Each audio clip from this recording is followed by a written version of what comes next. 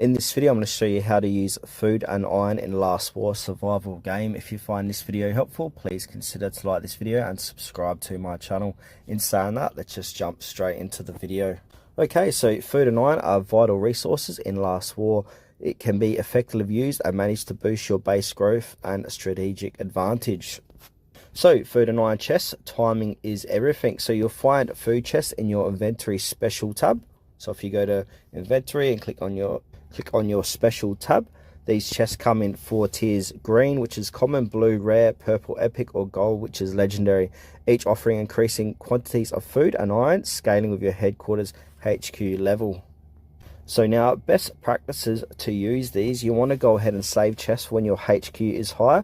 The rewards grow exponentially with advancement, and only use them in emergencies. For example, when you're right before completing a long upgrade or training essential troops. And also, don't hoard indefinitely. Use them strategically when you truly need them and boost them.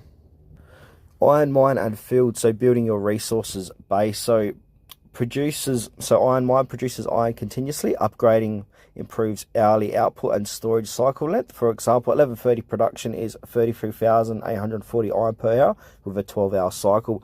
At level 35 it goes up to 39,600, etc.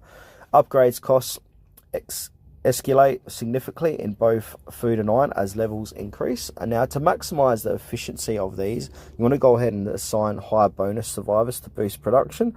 Research economy upgrades in the tech center, like iron output and more iron mines, and also collect iron frequently. Production stops once storage is full, so don't let your mine cap out.